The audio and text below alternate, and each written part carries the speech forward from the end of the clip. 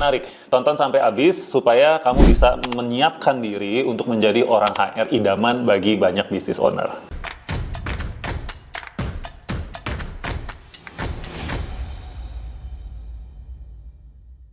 Nah, gue akan menjawab berdasarkan pengalaman gue merekrut banyak orang HR untuk klien-klien gue. Jadi gini, disclaimer pertama adalah kebutuhan atas orang HR itu berbeda-beda di setiap perusahaan. Perusahaan yang baru bertumbuh, yang masih banyak merekrut orang, ya pasti kebutuhan utamanya adalah orang HR yang bisa merekrut orang yang tepat. Orang HR yang ngerti bagaimana cara bikin peraturan perusahaan, bikin SOP terkait kepegawaian, dan seterusnya. Karena ini baru mulai nih perusahaannya. Jadi mereka butuh rapi-rapih dari sisi governance atau tata kelola HR-nya. Tapi kalau stage itu sudah dilewati, mungkin perusahaan itu akan butuh orang HR yang sifatnya bisa membantu supaya karyawan itu bisa belajar dan terus bertumbuh. Maka butuhlah orang HR yang background-nya learning and development. Atau mulai mikirin bangun culture. Atau di stage yang berikutnya lagi bisa aja ada perusahaan yang sudah mulai mikirin, wah kayaknya kita perlu bikin KPI, perlu lebih meningkatkan produktivitas dan seterusnya. Nah di situ butuh orang HR yang berbeda-beda lagi. Secara singkat, memang banyak business owner yang pengen itu punya orang HR yang bisa semua-muanya. Bikin KPI bisa, budaya kerja bisa, learning and development bisa. Menurut gua ini ekspektasi yang agak kurang realistis.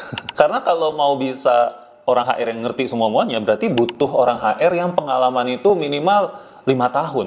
Misalkan dia butuh 5 area, satu area 1 tahun punya pengalaman. Butuh 5 tahun berarti gajinya pun juga ya gaji selayaknya orang punya pengalaman 5 tahun. Nah problemnya banyak business owner juga yang nggak rela bayar agak mahal kepada orang HR. Jadi selalu yang gue sarankan adalah prioritasin dong butuhnya spesialisasi di bidang apa. Tapi yang lebih penting ya, mau kamu kuat di rekrutmen, mau kamu kuatnya di L&D, mau kamu kuatnya di culture ya, ada beberapa quality yang harus kamu punya sebagai orang HR. Dan kalau kamu punya quality ini, saya yakin kamu akan dihargai oleh business owner. Yang pertama adalah menjadi seorang HR yang mindsetnya itu bukan hanya seorang eksekutor, tetapi adalah seorang partner dengan CEO, partner dengan business owner. Kenapa saya bilang begini? Karena banyak sekali orang HR yang mindsetnya itu cuman ya nanti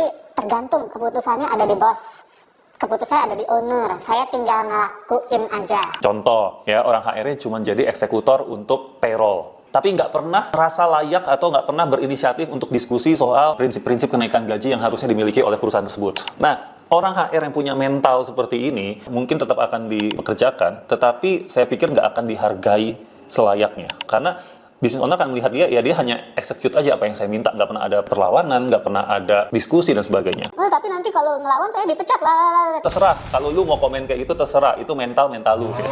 Gua nggak peduli, sorry to say ya. Gitu, gua cuma mau ngomong sama orang-orang yang emang mau berubah, orang-orang yang berani untuk melawan keadaan yang tidak ideal. Izin.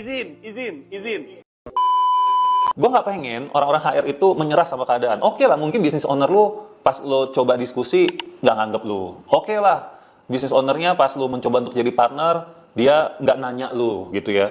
Tapi kalau lu diem aja, itu kan selamanya begitu. Tapi kalau lu coba dan lo emang kasih insight yang menarik, insight yang masuk akal, lama-lama business owner pasti akan dengerin. Atau kalaupun dia nggak dengerin, ya udah lu resign aja. Resign, cari tempat yang bisa menghargai pendapatmu. Yang kedua, ya, yang menjadi idaman dan kamu akan dihargai adalah kalau kamu bisa menjadi orang HR yang mau dan mampu untuk connect sama karyawan, bangun hubungan sama karyawan, berani untuk menegur karyawan, tahu apa kondisi karyawan. Karena saya pernah nih berulang kali ya, saya sudah membuktikan ada HR yang tidak lolos masa probation. Karena sesimpel ini aja business owner bilang, Kak Sam, saya nggak ngelolosin probation dia karena dia disuruh ke kantor aja tuh susahnya setengah mati, Kak Sam. Memang di awal kita udah bilang ini bisa hybrid gitu ya, tetapi sebagai HRD ya dia kan harusnya apa ya, kalau ada isu-isu di kantor dia prioritas dong untuk datang gitu, jangan WFH terus gitu. Di situ saya juga tegur sih business owner, ya udah kalau kayak begitu ekspektasinya nggak usah dibilang hybrid. Udah bilang aja WFO full titik gitu. Akhirnya mulai dari pengalaman-pengalaman itu, saya selalu menyarankan kepada banyak klien gitu, kalau cari orang HR, cari yang bersedia untuk WFO. Kalau memang ekspektasinya adalah ini orang HR yang mau hands-on sama karyawan, kebanyakan perusahaan, itu membutuhkan HR yang nyata wujudnya ada masuk ke dalam kantor. Oke, bukan sibuk di belakang meja, apalagi sibuk di rumah. Nah, jadi teman-teman HRD, ya ini udah jadi naturnya kita nih, gitu, sebagai HR. Namanya juga HR, human, ya kan? Berarti harus ada people touch-nya, ya. Bukan cuman membuat kebijakan dan sebagainya. Yang ketiga, kemampuan untuk berkomunikasi. Basic banget ya, tetapi ini banyak yang hilang, banyak yang tidak punya sebagai HRD. Nah, saya akan lebih rinci lagi, saya akan detailkan lagi kemampuan komunikasi yang seperti apa. Satu adalah kemampuan untuk mengkomunikasikan peraturan, kebijakan, ya. Dan mungkin ini hal-hal yang gak enak. Misalkan mengkomunikasikan bahwa kamu gak naik gaji ya tahun ini. Mengkomunikasikan bahwa kita tidak ada bonus ya. Mengkomunikasikan bahwa, sorry ya, outingnya nggak jadi di luar kota, kita outingnya di Ancol aja misalnya. HR harus punya kemampuan mengkomunikasikan hal-hal yang mungkin tidak enak untuk didengar. Termasuk mengkomunikasikan ketika ada aduan dari pegawai lain, dari karyawan lain terkait dengan behavior atau perilaku dia yang nggak baik atau membuat orang lain nggak nyaman. Contoh. Ada cerita menarik nih. Ada kandidat HR yang dia punya pengalaman menegur, mengkomunikasikan gitu ya, keberatan atau dari teman yang dari karyawan lain ya, karena si orang ini nih sering kalau ngomong itu sering megang lawan jenisnya, tapi nggak bermaksud melecehkan, tapi ini memang gue tahu sih ada orang-orang yang kebiasaannya gitu, jadi kalau ngomong pegang pundak gitu ya, apa kabar, gini. Nah tapi ternyata itu tidak nyaman nih buat karyawan yang lainnya, sehingga si karyawan ini mau minta tolong HR untuk menyampaikan karena dia juga nggak enak kalau ngomong langsung. Intinya adalah sebagai HR, kita harus punya kemampuan komunikasi seperti itu. Kita harus mampu menjelaskan kenapa sih perusahaan itu mau peraturannya kayak gini. Kenapa sih perusahaan memutuskan untuk tidak ada bonus. Kenapa sih, itu juga penting. Oke, sebelum gue lanjut, kalau kalian suka dengan tipe-tipe video seperti ini, jangan lupa untuk subscribe, nyalain lonceng notifikasinya, biar kalian nggak ketinggalan video yang baru. Dan kalau menurut kalian ini membantu kalian, atau bisa membantu teman kalian, share ya videonya ya.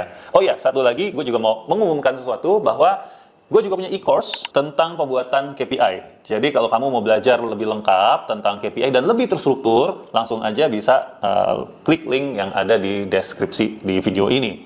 Memang di video-video gue di YouTube itu banyak video tentang KPI, tapi tidak terstruktur, oke? Dan mungkin tidak selengkap yang ada di e-course. Kita kembali lagi. Yang keempat, HR yang idaman, HR yang akan dihargai adalah HR yang mampu untuk melihat dari dua sudut pandang perusahaan dan sudut pandang karyawan. Jangan sampai ya menjadi seorang HR kita mau cari aman aja. Ya udah, gue pokoknya belain perusahaan ya terus. Gue pokoknya sudut pandangnya yang gue menangin perusahaan aja terus. Menurut saya itu tidak akan menambah nilai tambah kamu gitu ya. Karena pada akhirnya nanti akan kesannya kamu yes boss ya. Jadi balik ke yang alasan yang pertama atau poin yang pertama tadi. Kesannya kamu cuma eksekutor karena sudut pandang kamu cuma dari perusahaan aja. Atau sebaliknya, jangan cuma lihat dari sudut pandang karyawan terus. Contoh ya, terus menuntut gitu ya.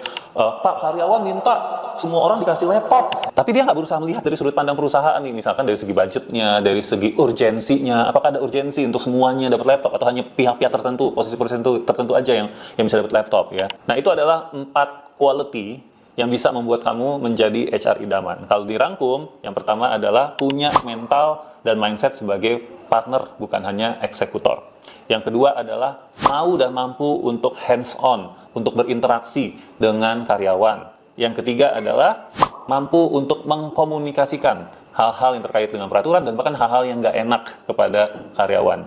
Yang keempat adalah mampu untuk mempunyai sudut pandang dari sisi perusahaan dan juga dari sisi karyawan. Apapun spesialisasi kamu di HRD, kalau kamu punya 4 quality ini, maka saya yakin karir kamu akan lebih cemerlang dan kamu akan lebih dihargai sebagai HRD.